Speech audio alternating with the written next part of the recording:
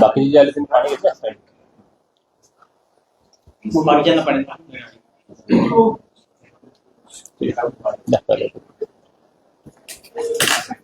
काय आहे नेता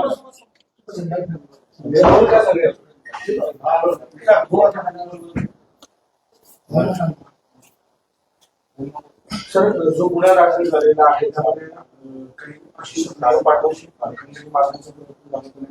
काय घडलंय काय गुन्हा? सातपूर पोलीस स्टेशन अंतर्गत एक साधारण 2 दिवसापूर्वी आमच्याकडं एक अशी माहिती आली होती की या गुन्ह्यातला जो फिर्यादी आहे मूळ गुन्ह्यातला त्याचं वय 63 वर्ष आहे आणि त्याला काही त्याच्याकडं काम करणाऱ्या काही लोकांनी त्याच्याकडचे एक हार्ड डिस्क होती, ती हार्ड डिस्क त्या ठिकाणी चोरीला गेलेली आहे आणि त्याच्यावरून त्याला ब्लॅकमेलिंग होते अशा पद्धतीची साधारणपणे प्राथमिक माहिती त्याने दिली आणि त्या माहितीच्या आधारावरती मग सातपूर पोलीस असतील किंवा आमचे क्राईम ब्रांच असेल त्यांनी एक काल रात्री एक जॉईंट ऑपरेशन केलं आणि त्याच्यामध्ये एकूण 4 आरोपींना आम्ही सध्या अटक केलेली आहे. त्या 4 आरोपींनी पैकी एक जो व्यक्ती आहे तो या आमच्या गुन्ह्यातला जो मूळ फिर्यादी आहे त्याच्याकडे तो ऑफिस बॉय किंवा त्याचा असिस्टंट म्हणून काम करायचा. साधारणपणे तो 2013 पासून वगैरे काम करायचा, बऱ्याच एक 16 वर्षापूर्वीपासून त्याच्याकडे काम करायचा.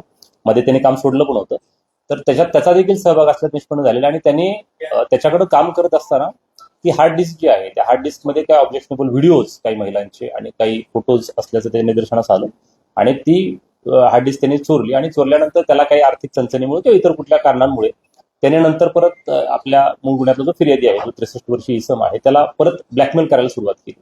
त्याच्यावरून त्याने सुरुवातीला एक 10,000 रुपयाची रक्कम देखील त्यांना दिली होती आणि परत नंतर अजून 12 लाख रुपयाच्या रकमेची त्याला मागणी होत होती आणि त्याच्यावरून तो पोलिसांना अप्रोच झाला होता. त्याच्यानंतर आम्ही एक डिटेल जसं आपल्याला सांगितलं की काल एक ऑपरेशन लॉन्च केलं आणि त्याच्यामध्ये एक ट्रॅप करून आम्ही जवळपास 4 आरोपींना पकडलेलं आहे.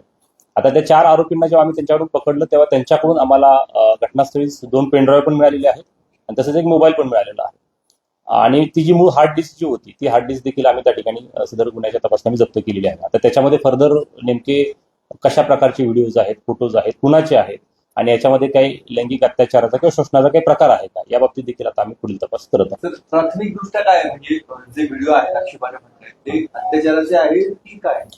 त्याच्यामध्ये साधारणपणे काही आक्षेपार्ह त्या ठिकाणी इमेजेस आहेत आणि आक्षेपार्ह व्हिडिओ आहेत हे दिसतंय, परंतु त्याच्यात असा फोर्सफुल काही झालेलं आहे असं सध्यापर्यंत तपासात काही निष्पन्न झालेलं आहे असं दिसत नाहीये. परंतु ही अतिशय प्राथमिक माहिती आहे कारण आपल्याला सगळ्यांना माहिती की काल रात्रीचीच डेव्हलपमेंट आहे आणि अजून आम्ही त्याच्यात अधिक तपास त्याच्यामध्ये करतो. व्हिडिओ एकाच ठिकाणचे आहेत की वेगवेगळे म्हणजे कॅमेरामधले शूटिंग आहे का काय?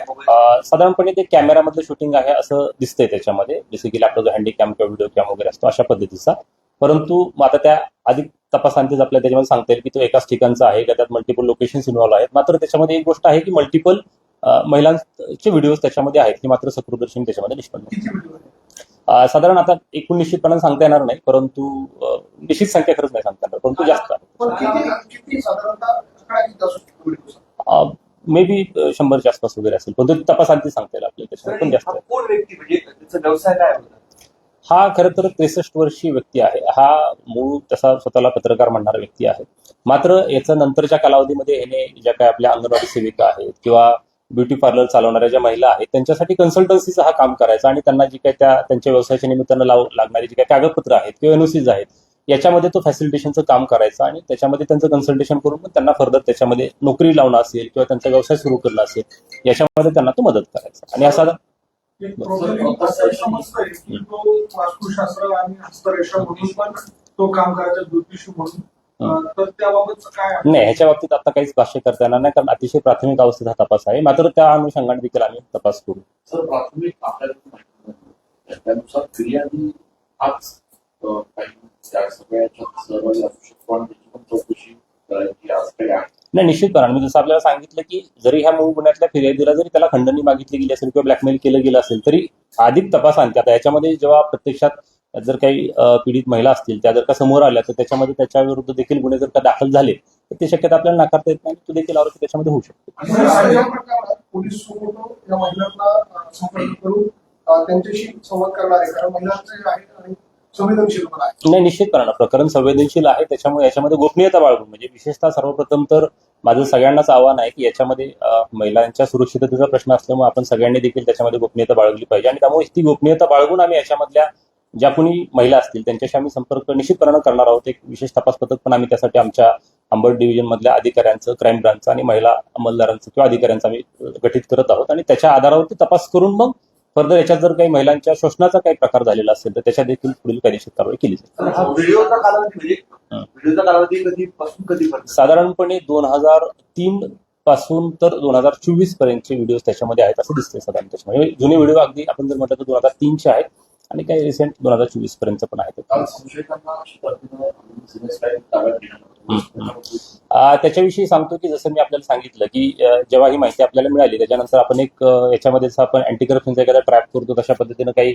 बनावट नोटा देखील त्याच्यामध्ये टाकण्यात आल्या आणि त्याच्याद्वारे त्या फिर्यादीला एका XYZ लोकेशनला पाठवण्यात आलं. ते लोकेशन आपलं मुंबई आग्रा हायवेवरच होतं आणि त्या माहितीच्या आधारावरती मग जेव्हा त्याला प्रत्यक्षात ती DVD किंवा ती जी हार्ड डिस्क आहे ती ताब्यात जेव्हा त्याच्या मिळाली त्याच्यानंतर मग त्याने ते पैसे म्हणून त्या समोरच्या व्यक्तीला दिले आणि त्यावेळेसच आपली क्राईम ब्रांच ॲज वेल एज सातपूरची आपली टीम होती आणि त्यांनी तिथून घटनास्थळावरून एका आरोपीला ताब्यात घेतलं. दुसऱ्या एका आरोपी होती जी मी आपल्याला सांगितलं की पूर्वी जो असिस्टंट आहे त्याच्यावरती आम्हाला संशय होता तो देखील त्याच ठिकाणी होता, त्याला देखील ताब्यात घेतलं आणि त्याच्या माहितीवरून परत नंतर आणखीन इतर 2 आरोपी जे आहेत त्यांना पण ताब्यात घेतलं. असे एकूण 4 आरोपी जे त्याला ब्लॅकमेल करत होते त्यांना देखील त्या ठिकाणी ताब्यात घेतलं. चौकशीसाठी त्यांना देखील आम्ही बोलवलेलं.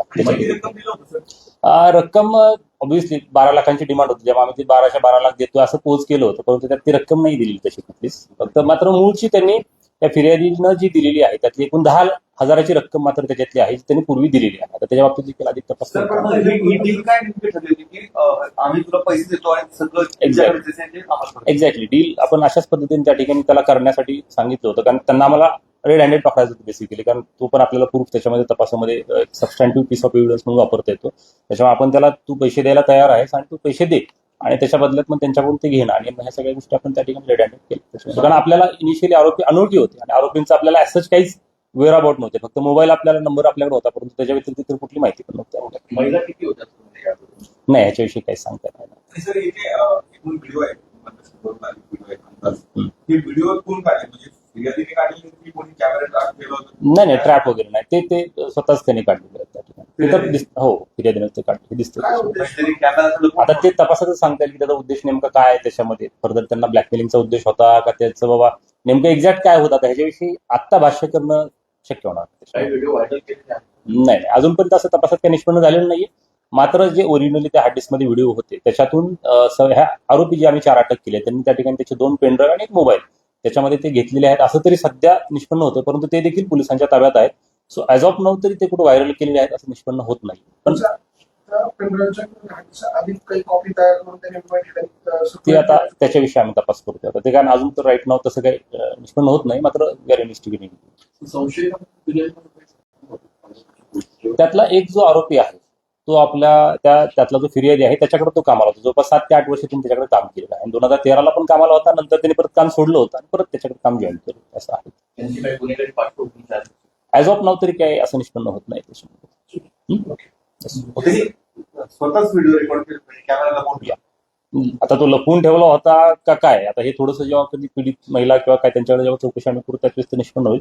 परंतु ॲज ऑफ नाव तरी असं काही ते एकदम CCTV कॅमेरा वगैरे निश्चितपणे नाही तो हे तर दिसतं मात्र त्याच्यामध्ये रेग्युलर कॅमेरा महिला आतापर्यंत आपण नाही अजूनपर्यंत नाही. आता वी आर लुकिंग फॉर आपल्याकडे नाही निश्चितपणे आमच्याकडून पोलिसांकडून एकच आव्हान असेल की यातल्या जर कोणी काही पीडित महिला असतील तर त्यांची ओळख गोपनीय राखली जाईल. सोबतच तुमच्या कुठल्याही प्रकारे तुमच्या सामाजिक प्रतिष्ठेला बाधा येणार नाही अशा पद्धतीने आम्ही कारवाई करू. आपण मात्र सातपूर पोलिसांशी आपण संपर्क साधावा. त्या ठिकाणी आमच्या WAPI स्वप्नाली पलांडे आहेत त्यांना त्या ठिकाणी आम्ही हे केलेलं आहे डिप्यूट केलेलं आहे तर आपण कृपया संपर्क साधावा आणि असं जर कोणाच्या बाबतीत प्रकार घडलेला असेल तर निश्चितपणे आमचं आव्हान राहील की आपण समोर यावं आणि पोलिसांना मदत करावी. नेमकं कुणाच्या संदर्भात तक्रार करायची नेमकं कोण आहे कुणाच्या सगळ्या अनुषंगाने संशय व्यक्त करून आपण नाही आता ह्याच्यामध्ये ऑब्व्हियसली आम्हाला सध्या नावं कोणाची डिस्क्लोज करता येणार नाही त्यामुळे we are not disclosing name of anyone. अक्यूजचं पण नाही करणार आणि पीडित महिलांची तर नाहीच करता येणार त्याच्यामध्ये. परंतु जो 63 इयर्स ओल्ड आमच्यातला सो कॉल्ड सस्पेक्ट आहे किंवा ज्याच्याविषयी हे सगळं आहे तर तो सातपूर परिसरातलाच तो राहणार आहे तर त्याच्या बाबतीत मी बोलतो. कोणते नाही हे मुलं यंग कम्पेअर टू ठीक, थँक्यू. थँक्यू.